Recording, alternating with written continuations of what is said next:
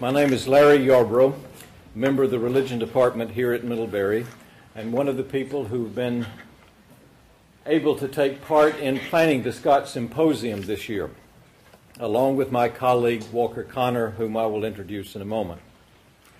The Scott Symposium this year, this series of lectures, began with a lecture by Professor Connor surveying the areas that we would be treating in the course of the lectures and raising the issue of religion, nation, and state, and asking whether they were competing or reinforcing forces.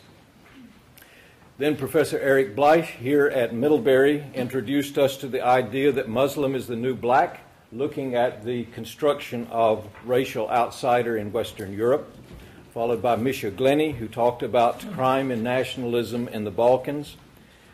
Ijaz Gilani then spoke about the global Muslim identity and the Denmark cartoon crisis.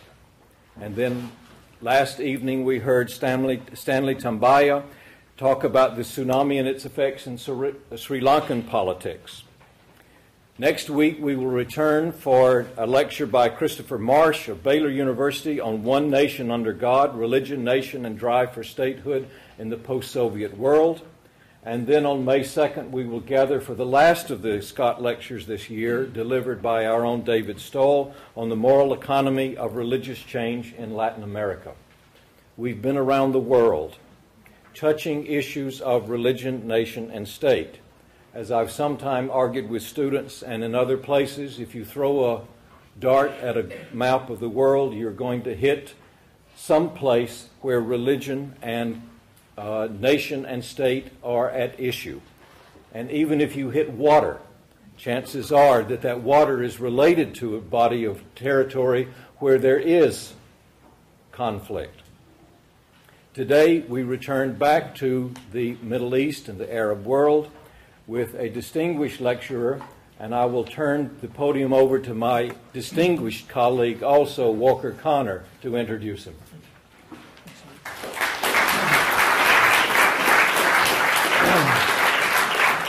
Well, it's really not very often that one has the opportunity to introduce a legend. But Professor Saad Eddin Ibrahim is, as you're probably all aware, to begin with, the Arab world's leading sociologist, having authored, co-authored, or edited some 35 books, as well as publishing some 100 scholarly articles. Obviously, he is determined to show all of us up. But he is also renowned worldwide as a tireless and fearless fighter for democratization and human rights. His activities, again in a highly publicized matter, led to his arrest by the Egyptian authorities in the year 2000, and he was sentenced to 7 years incarceration. Constant world criticism of his imprisonment unquestionably played a role in the reversal of his conviction by Egypt's High Court, and he was released after serving 3 years. He, of course, immediately resumed his campaign for human rights and democracy. Professor Ibrahim is currently professor of political sociology at the American University in Cairo, and he's also chairman of the board of the Ibn Khaldun Center for Development Studies. Other positions he currently holds include Secretary General of the Egyptian Independent Commission for Electoral Review, President of Cairo's Union of Social Professions, Trustee of the Arab Thought Forum, and member of the Club of Rome. Dr. Ibrahim has, of course, received numerous awards for his scholarly accomplishments and for his defense and promotion of human rights. Among them, from the viewpoint of the United States, among them is the American Sociological Association's Award for Life Contribution to the Social Sciences and Freedom, which was awarded in 2003. Professor Ibrahim, a great honor.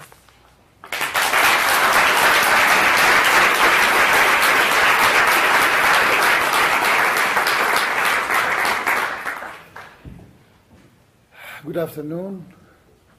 Thank you, sir, for the most kind and generous introduction.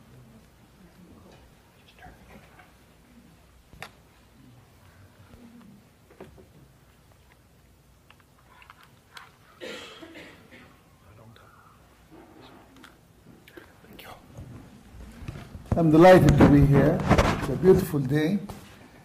And first time I'm in Middlebury. My wife has been here several times.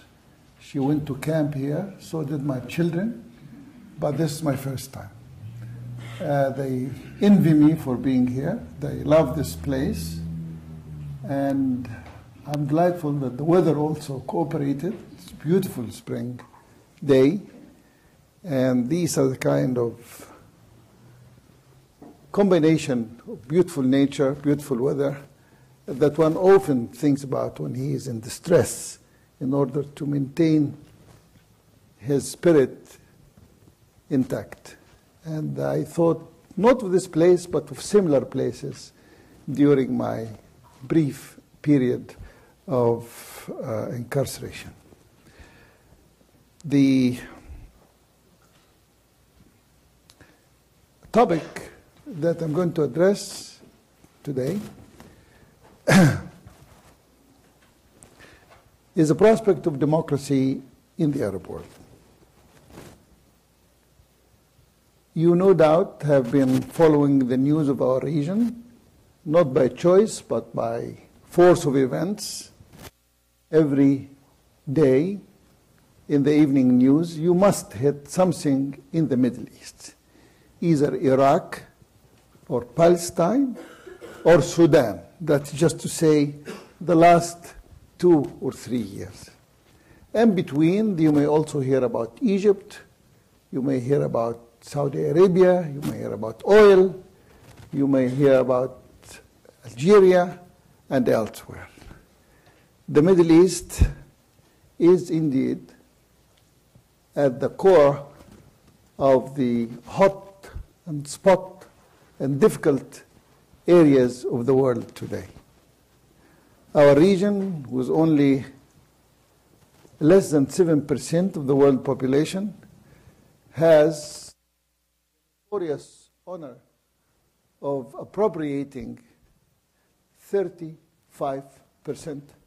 of the world armed violence since the end of the Second World War. That's in the last 60 years. And in the last 60 years, all the area observers, all the specialists of our region have noted time and again how agonizing life is for Middle Easterners. Armed violence, as I said, we have 5 times our share in the global violence for the last 60 years, of all kinds.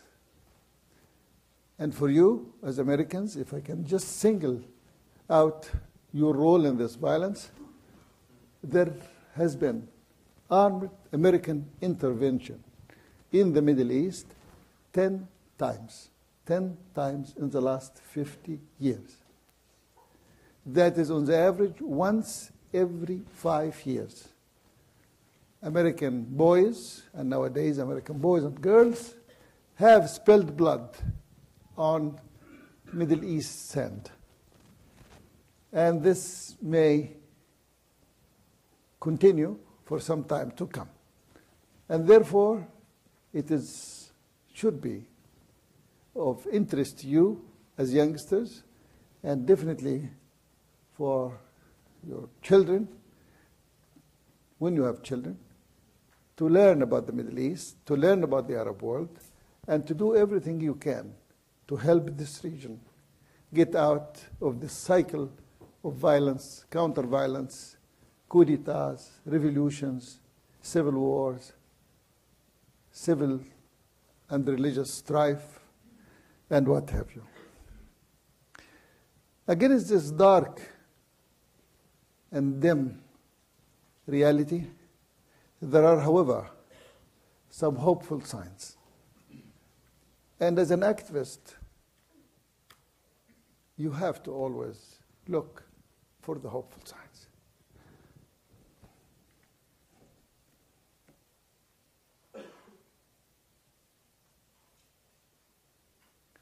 Until 3 years ago, I was in a 2 meter by 2 meter dark cell. And yet, in the darkness of that cell, I have to always think of the hopeful signs. I have to think of beautiful places like Middlebury, of the sea, of the river, of the nice spots that I have seen in my childhood, my boyhood, in my adulthood, and think beyond myself. And that is not unusual. It is typical of all activists that I have encountered, that I have interviewed, both in prison and outside prison. Activists, by definition, have to be optimistic, have to always look for the rays of light wherever they may exist. And therefore, against the dim picture that I just accounted for in my region, I have noted some signs of hope. And I summarize those signs of hope in 7 candles lighting in an otherwise very dark sky.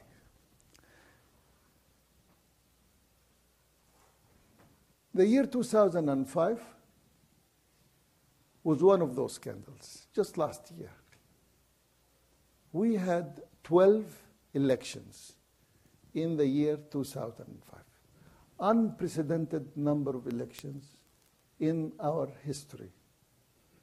Of course, I don't want to say old and new, but since election is a new innovation, let's say in our modern history, in the last 200 years, we have not had that many elections in one year. Where were those elections? They were in Afghanistan, they were in Iran, they were in Iraq, they were in Palestine, they were in Egypt, they were in Saudi Arabia, even the backwater of Arab politics, Saudi Arabia, even Saudi Arabia had a municipal election in the year 2005. 12 elections. This may sound nothing to you as Americans living in a democracy, but for us, this was a rare occasion to have that many elections. What is the significance of that? The significance of that is that for so long, for the last 60 years, we have autocracy entrenching itself. Autocrats, the likes of the Mubarak in Egypt, the Ben Ali in Tunisia, Gaddafi in Libya, al-Assad in Syria, of course, until 3 years ago, Saddam Hussein in Iraq, and the list is long. Autocrats of the Arab world have been entrenching themselves and creating republics of fear. Some of you may be familiar with the Iraqi dissidents, Kanaan Makiya's book, The Republic of Fear, in which he details the 1,001 ways in which an autocrat, a despot like Saddam Hussein, cowed a whole nation, a whole country, a whole society of Iraq, by creating fear that made every Iraqi suspect every other Iraqi, even in the same family. Everybody was afraid. What Kanaan Makiya detailed in that book is a microcosm of the rest of the region. Republics of fear everywhere. Varying degrees maybe, but the essence of fear was there everywhere. These were the autocrats. Against these autocrats, there was a mirror image of theocrats, people who took out of this despair because of the autocracy they could not shake or get rid of, they took refuge in religion. I know this series is discussing this issue, religion, state, and nation, and that was actually originally the lecture I prepared until I was told that the title has been changed to Democracy in the Arab World. So I've been working all day to do this instead of enjoying the beautiful weather. Anyhow, those autocrats created their opposite image. Theocrats, people who took refuge in religion and began to advocate a return to their version of Islam as a way out of this very frightful and despicable reality. With these two, the autocrats, example of which I already mentioned, Saddam Hussein, Hosni Mubarak, Ben Ali in Tunisia, Gaddafi in Libya, and Assad in Syria and elsewhere, against those autocrats and against those theocrats, symbolized by the Taliban of Afghanistan, the mullahs of Iran, the Turabis of Sudan, people who sold their version of Islam as a salvation from autocracy, from dictatorship, from despotism, from failed states. Against these two fearful, powerful, and essentially similar forces, there was a small, insignificant, numerically insignificant force of Democrats. Democrats who were trying to establish, to advocate a third way between the autocrats and the theocrats.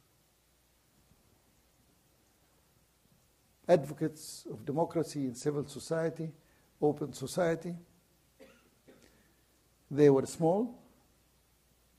They were being muffled by both the autocrats and the theocrats. So along with Mubarak's incarceration of people like myself and like Ayman Noor, who is now rotting in the same cell I was in until 3 years ago,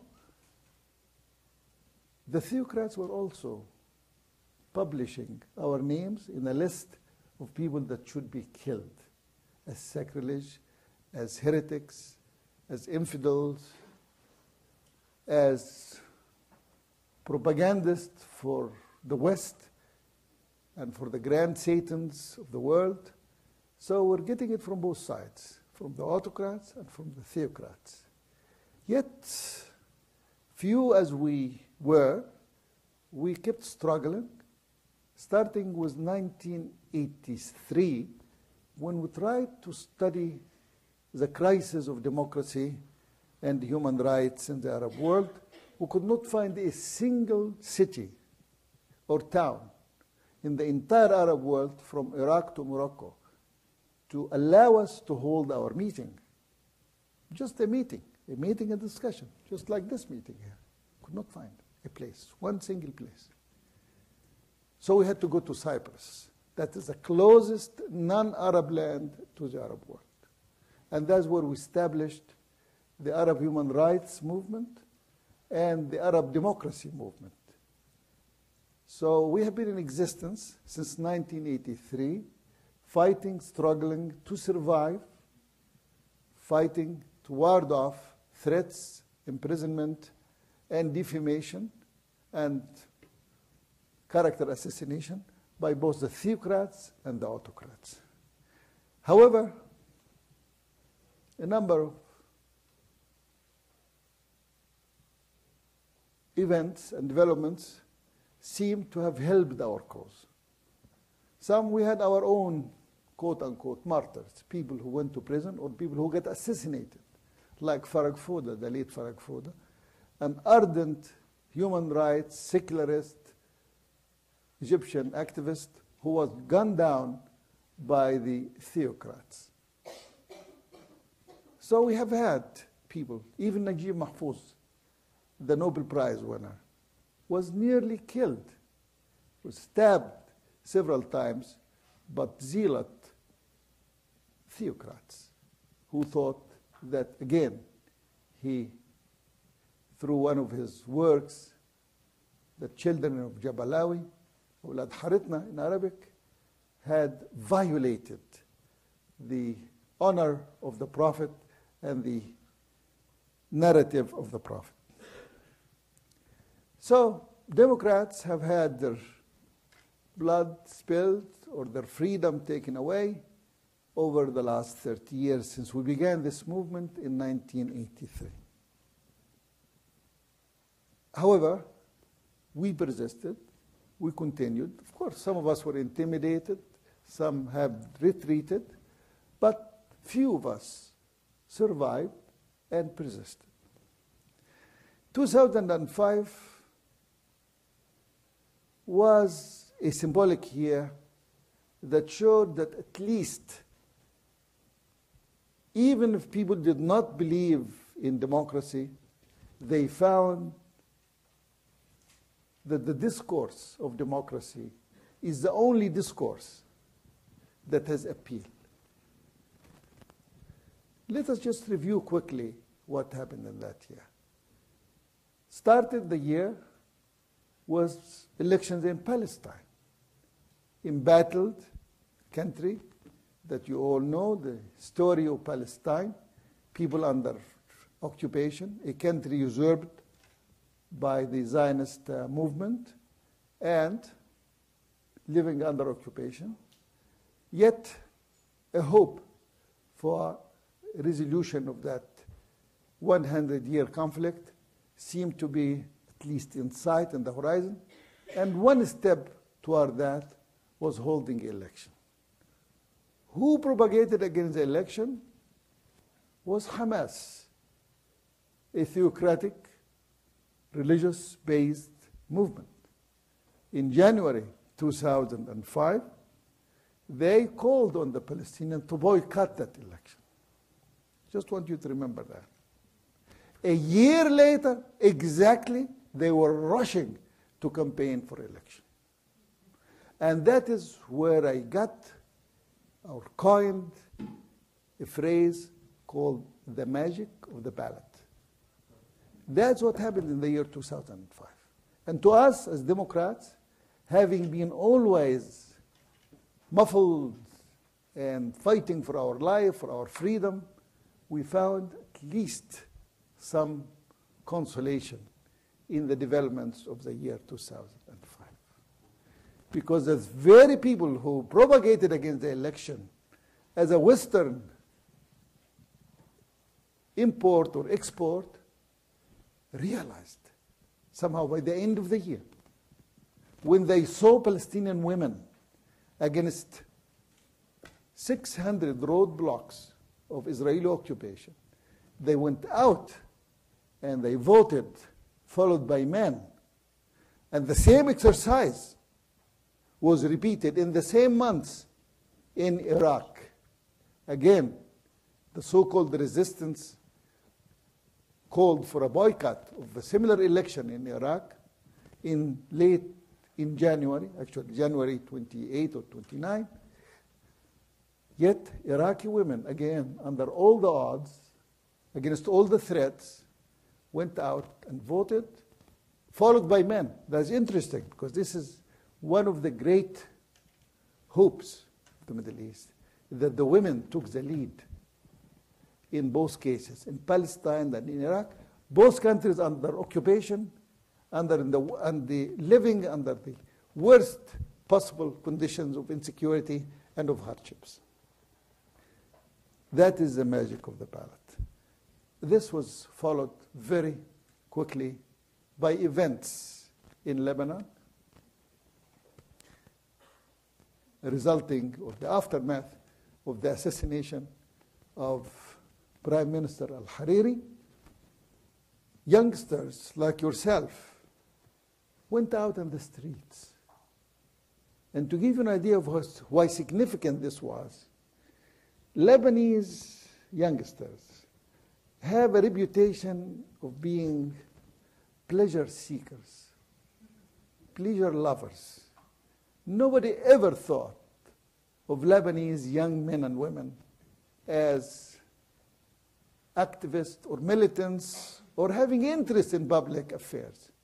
Yet, following the assassination of al-Hariri, they came out in the streets in mass and camped out in the streets, not for days but for weeks, until the Syrians got out of their country. They have been, the Lebanese, other Lebanese, the entire Lebanese, have been trying to get rid of the Syrian occupation of their country for the previous 29 years to no avail. Yet that event and the determination of the young Lebanese boys and girls, again, camping out in the streets and public squares,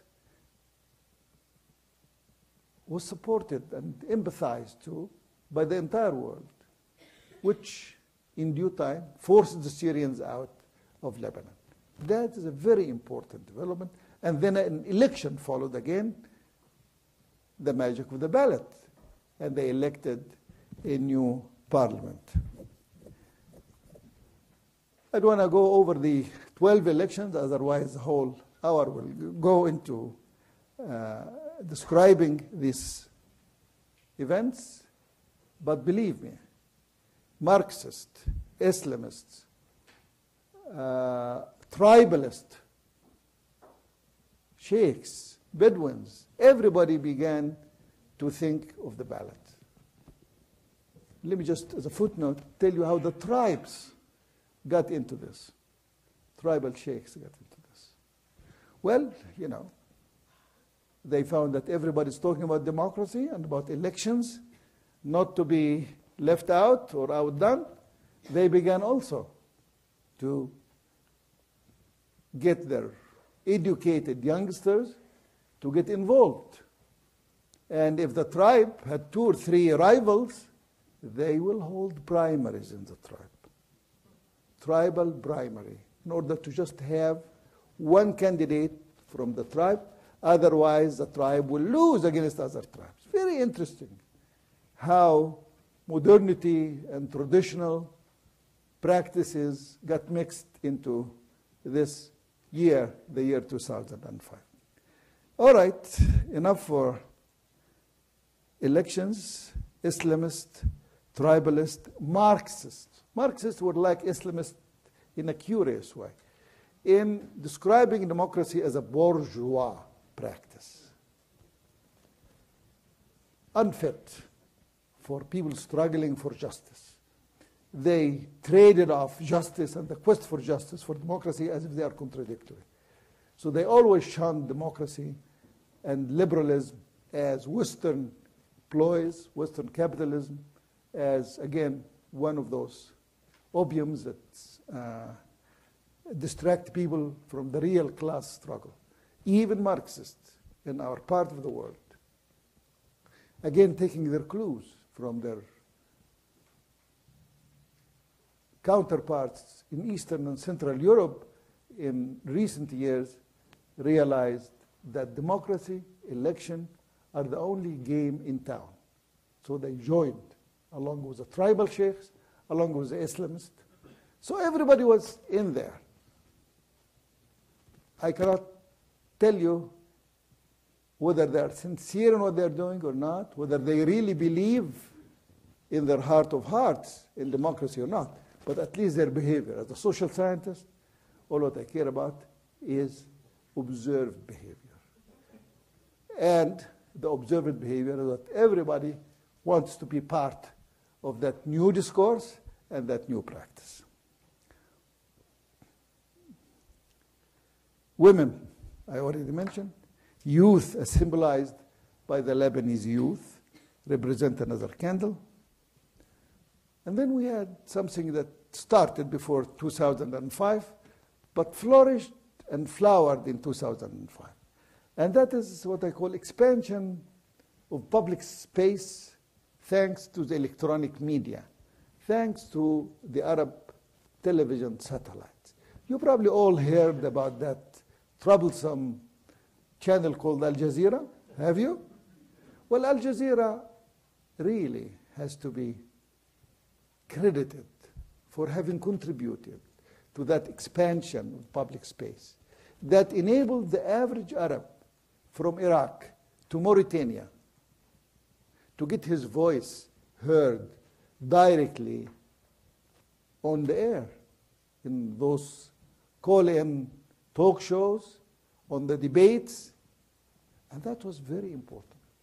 First time ever for an average man, anonymously or with his own name, can address, can give his opinion. That's unprecedented. Leaders used to always pose as if they know our interest, speak for us, but for the first time, because of Arab satellites, the average Arab man and woman could make his voice heard directly, not delegating that to a leader, to a Mubarak, to a Ben Ali, to a Qaddafi, to an Assad. No, he directly addresses fellow Arabs everywhere. Very important. Equally important, we had a proliferation of independent printed media, thanks to Arabs living in Europe, in Cyprus, people who have gone to exile and began to publish newspapers outside the Arab world, but send them back to the Arab world, either legally or extra-legally. And then this magical thing called the blogs, something when it came out, this practice a few years ago, I think in the year 2004, there was something like 60 blogs that we could identify. The last figure I read about last month, from those 60, we had something like 9,000 blogs in the Arab world. Blogs that are hit every day. That have contributed also to the seventh candle that is flickering in the dark skies of the Arab world, and that is the disintegration of the fear barrier. I mentioned that book by Kanaan Makea about the Republic of Fear. Of course, it is not insignificant that the man who created that fear in Iraq is now in a prison cell.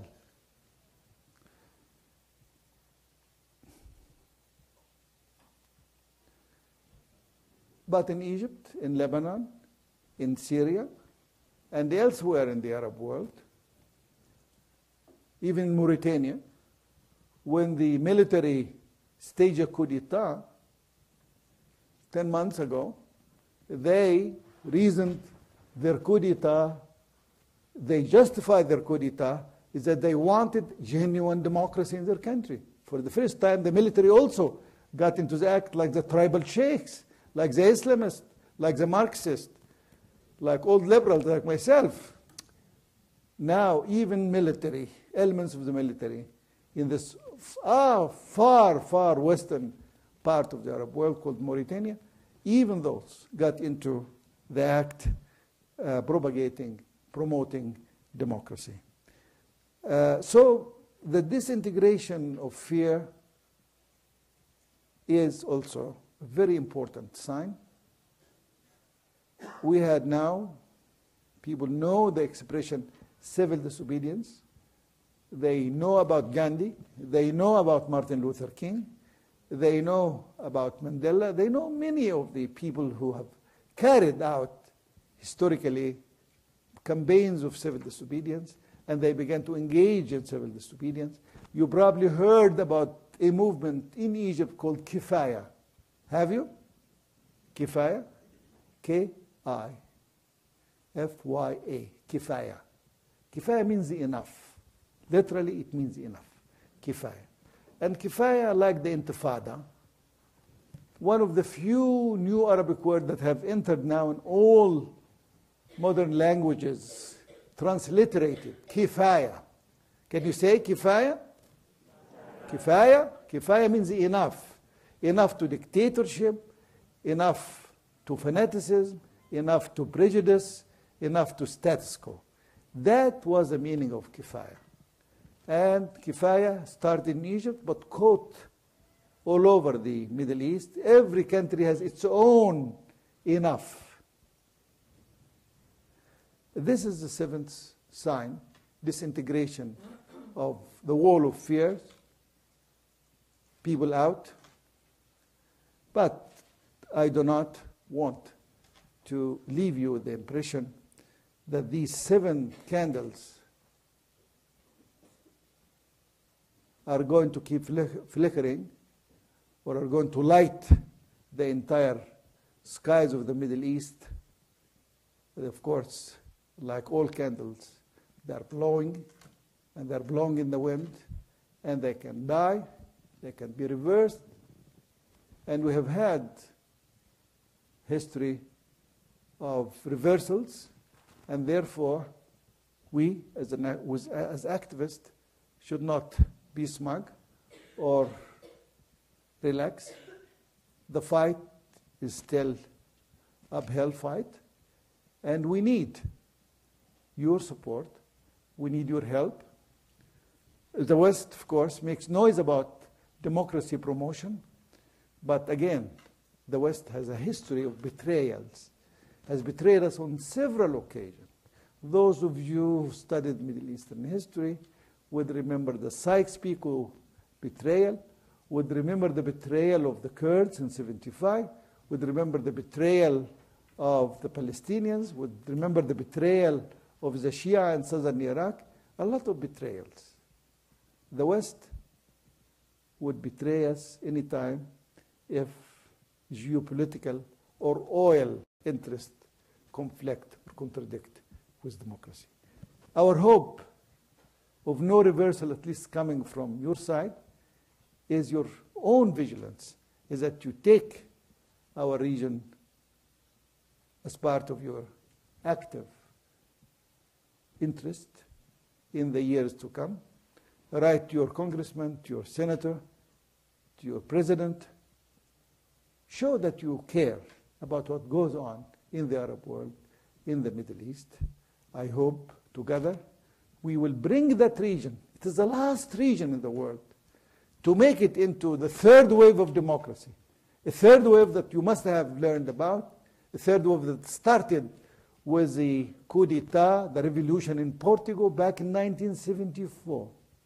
And in the last 32 years, after the Portuguese Revolution, some 90 countries moved from non-democratic rule to democratic rule. But somehow the third wave kept breaking at Arab shores. Now there is hope that we will be part of that wave. I hope you can help us in this respect. And we take our clue again from what we used to hear here in the 60s as students. We shall overcome. History is on our side, but I hope you also be on our side. Thank you for listening.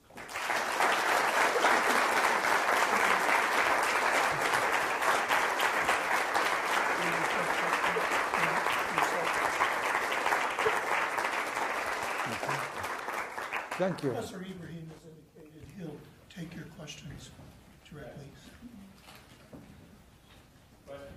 Yes.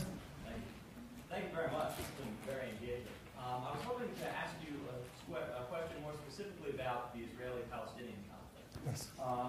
With the success of Palestinian democracy and the election of Hamas, Israel and the West have cut off funding to the Palestinian Authority. Many Middle Eastern countries, such as recently Iran, have offered aid to the Palestinians.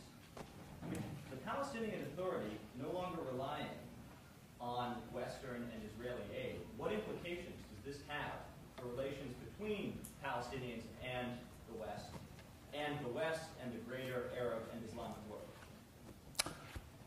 Very important and very timely question. Not only because of the substance, but because I just happened to be coming from Palestine. That was my last stop before arriving to your beautiful town. And in Palestine and in Israel, I met representatives of both sides. As a matter of fact, 9 of the leaders of Hamas, who are now deputies in parliament, newly elected, engaged me for the last 2 nights I was there. I took 40 students with me, actually 45, but then 5 of them got turned back at the border. 45 students from AUC, American University in Cairo, who are studying social movements, Middle East politics with me. And they're all intrigued by how movements do change. IRA, even the National African Council, National African Party, Congress, all of these movements throughout history that start militant, violent, fighting for their freedom, for their emancipation, transform as soon as they get close to power, as they mature as social movements. So they were intrigued. They studied that in their course on social movements.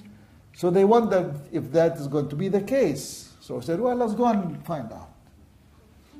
Taking advantage of the Easter break at my university, I took those 45 students with me to Palestine, where we met with deputies from Hamas. We met with the Kadima, the new established party in Israel, hardliners. That's a party of Sharon, Prime Minister Sharon, now ill and bed-stricken. And of course, the Palestinians are angry. They took President Bush democracy promotion very seriously. And as I said, from having boycotted the January 2005 election, having a change of mind, seeing that the Palestinian people want democracy and want election, they came around. And they participated, and they won. They got a plurality. It's not a majority, a plurality. And this was the third election, by the way, in Palestine in that same year. So they were very stressed and very demoralized by the fact that the United States and the European Union declared severing of ties and stopping of economic aid that were given to the Palestinians. So they are searching for aid elsewhere. And as you said, they had promises from a country like Iran, from other Arab countries, but that's not really the point. The point is the double standards. What is stressful to them and to the Democrats in the Arab world is this double standard. Why, if George W. Bush is promoting democracy, why did he say in his last State of the Union to the Democrats in the Arab world, we will stand by you and we will defend you? So when they make a showing like Hamas did, he turns against them. That they could not understand. And knowing that I am one of the advocates of democracy, and also knowing that I was coming to the United States, they asked me to ask that question. So I'm going to ask Dr. Rice, I'm going to ask the White House the same question they put to me. But more important in realpolitik, they are willing to talk to the Israelis, and they also asked me and my students to talk to the Israelis. So we have to cross the green line. We went to Tel Aviv, where in the Shimon Peres Peace Center, we again engaged an audience like this, and we conveyed the message that we received from the Palestinians. So there is kind of a backstage popular diplomacy at work. I hope it will be effective. I hope Americans and the Europeans will revise their stand on this issue. I do not want Palestinians to be beholden to the Iranians or to other autocrats in the region, because at the end, their real interest is to remain a genuine democracy.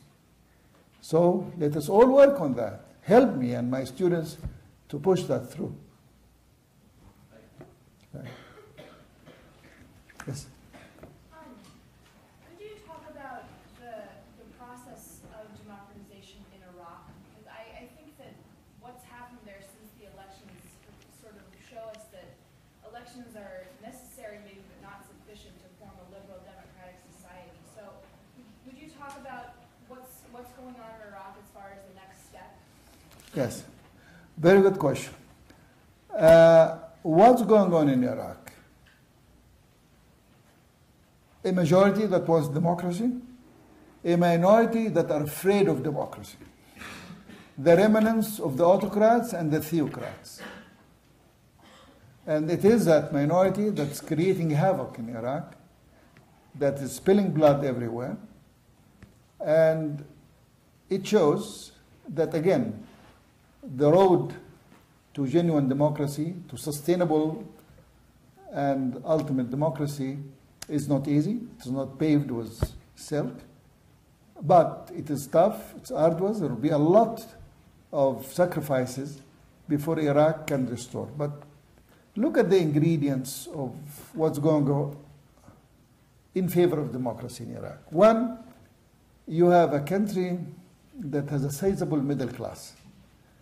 And as Martin Lipset said some 40, 50 years ago, a middle class is always important for sustainable democracy. Iraq has a reasonably high level of literacy. About 70 to 75% of the Iraqis know how to read and write. Many of them have at least 2 levels of schooling, like elementary and middle school. Thirdly, it is a country with reasonable resources, both agricultural as well as oil resources. And it is ethnically diverse country. It has Kurds, it has Arab Sunni, Arab Shiite, it has Christians, it has Zoroastrian, all kinds. And this ethnicity, this diverse ethnicity, the social, cultural pluralism just needs a political translation. And the political translation of socio-cultural pluralism is democracy. So all the ingredients are there. Finally, there is a collective memory. Many people here, many people actually in the Arab world, do not know that Iraq, between 1920 and 1958, 38 years, had a liberal democracy of sorts, had multi-party system, had a parliament, had elections. To be sure, it wasn't a Westminster kind of democracy. It was a fledgling democracy. It was an emerging democracy.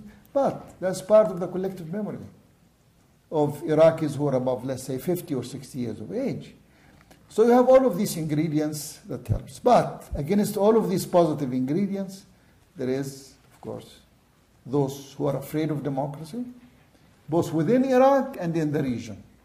So it is not only the autocrats and the theocrats of Iraq, but the autocrats and the theocrats of the whole region, from Taliban to Sudan, from Mubarak to Ben Ali to Assad.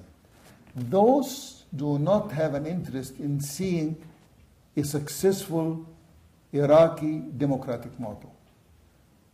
So that is, again, a part of the uphill fight. However, the fact that more and more Iraqis are taking part in the election, including the Sunni Muslims who boycotted the first 3 elections, finally they came into the 4th election with enthusiasm. So there are dialectically forces working for democracy in Iraq, forces working against it. Let's just hope that the United States does not continue to make the kind of atrocious mistakes it has made initially after they won a military victory, squandered it by some stupid missteps. So let's hope that they will not continue to do that. Yes, sir.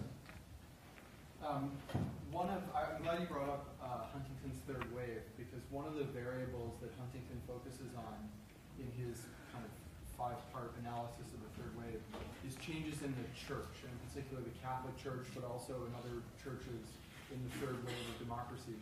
Yes. And so I wonder if you could speak to the role of religious leaders in Islam in the Middle East, and whether there are any indications that in recent years there have been changes in the interpretation of Islam that lead one to believe that there might be some more support among religious leaders for democracy. And if so, why? And if not, why not? And how's that tension going to play out in the coming years? I'm so impressed by the quality of the questions in this. You guys are really getting your money's worth of education. I heard the figure at lunch, and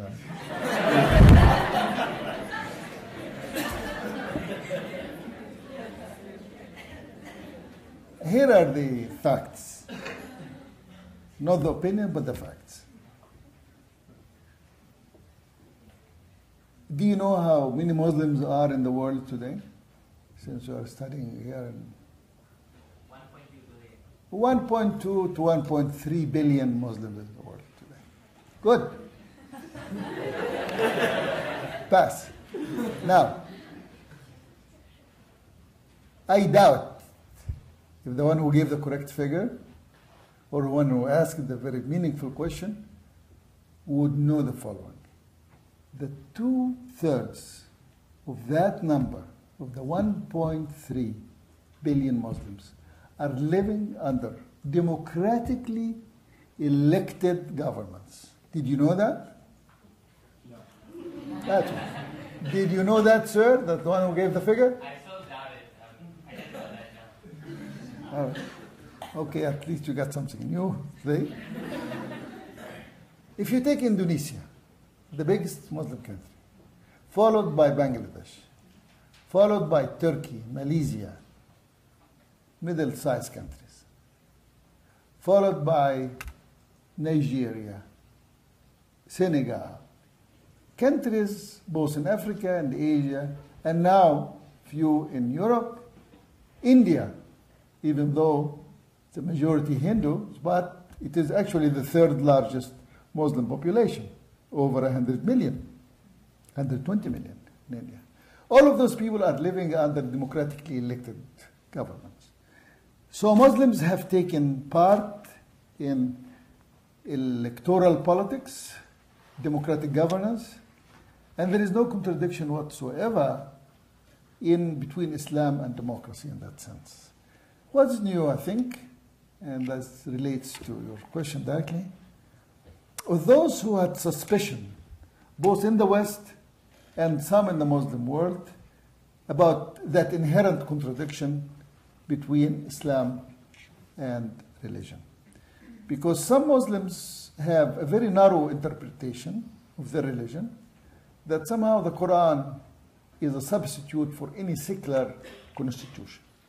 That if you have the Quran, that is your constitution, which suspends the free choice of human beings, as democracy and democratic governance would entail. So in that sense, there is that narrow orthodox interpretation.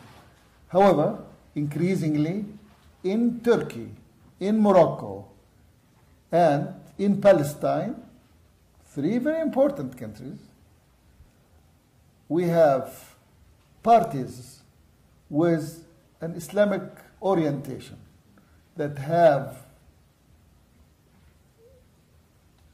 promoted, expounded their own interpretation of Islam and of Sharia and of the Quran as being in the spirit of democracy, Shura and democracy are two different words for the same thing.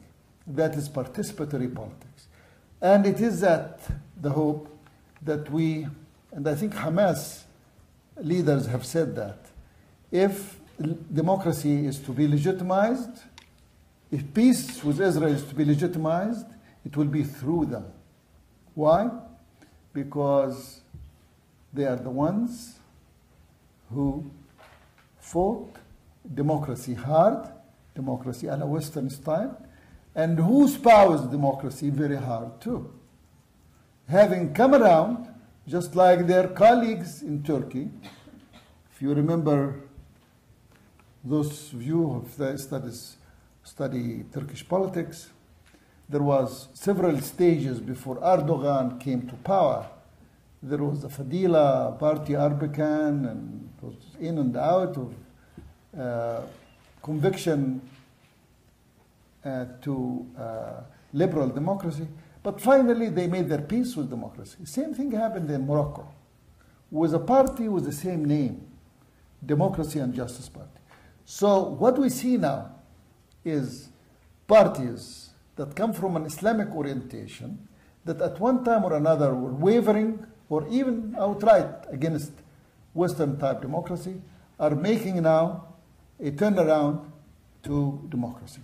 With that trend continues, that's what I indicated by people rushing this, all discovering or realizing that this is the only game in town. If that trend continues, and I hope it will continue, and this relates also to the question on Hamas, I hope the US and Western Europe will reconsider their attitude toward Palestinian democracy, because Palestinian democracy is very important, not only for our cause as Democrats, but also for the cause of peace. Because it is people like that who can make peace and make it stick, because nobody is going to engage in upsmanship against them. Just like we said, Republicans under Nixon were the only ones who could recognize the People's Republic of China.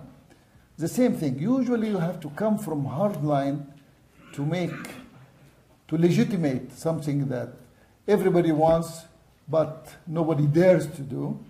And that applies to the question of democracy. Islamists are the ones who will ultimately will legitimate or legitimize democracy in our part of the world. Yes, sir. Yes, thank you. Just in relation to what you were speaking with, in terms of the West, you mentioned how the West has been known geopolitically to betray the Middle East, and then also considering that the West is partly responsible for the mess of the Middle East has gotten in with things like the Sykes-Picot Agreement. How much can we actually help the Middle East, and does the Middle East trust the West in terms of democratizing the Middle East?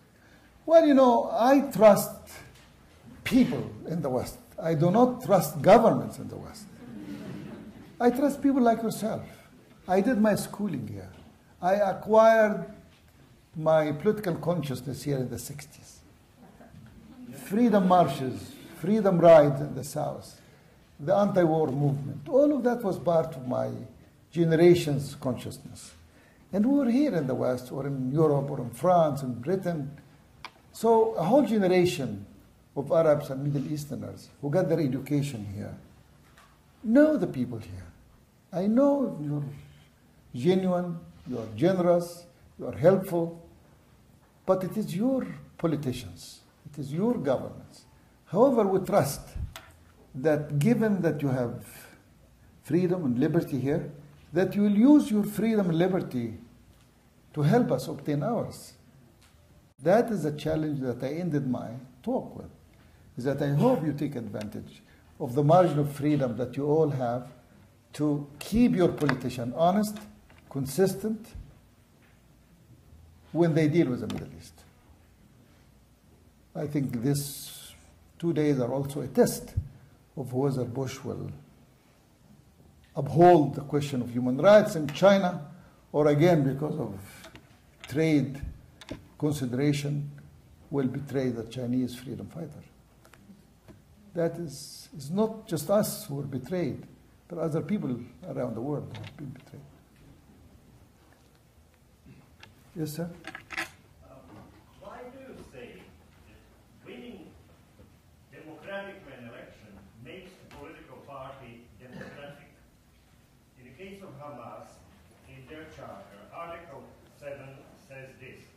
Yes. Hamas has been looking forward to implement Allah's promise, whatever time it might take.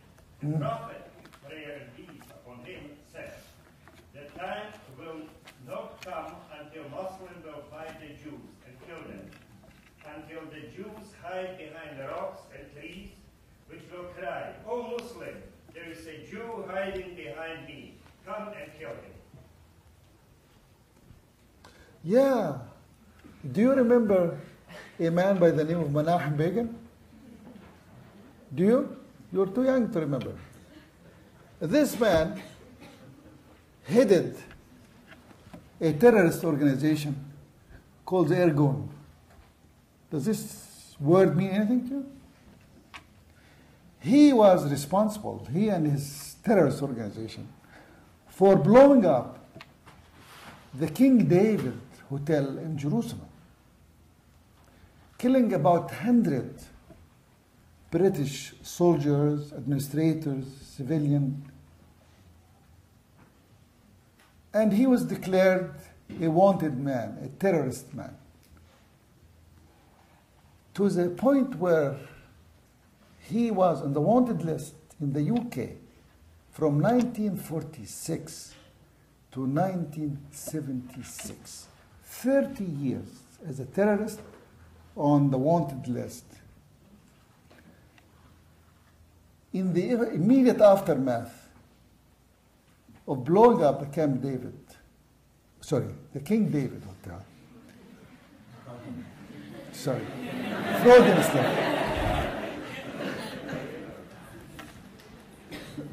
Einstein wrote a letter to the New York Times saying the civilized world should never forgive this man, Menachem Begin, or his gang, should never allow him on Western soil. That is Einstein. However, as fate will have it, this very man, with another Egyptian terrorist by the name of Anwar Sadat, will be meeting together, will be concluding peace, and will be getting a peace, Nobel Peace Prize. That is the kind of perspective I have. But if you have a textual perspective, fine. Be happy with it. I have a contextual perspective. As an activist, I look for change, not for rigidity. Ultimately, Hamas, Kadima, like Sadat and Begin came around. I am hopeful that the new generation of Hamas and Kadima will come around. Thank you.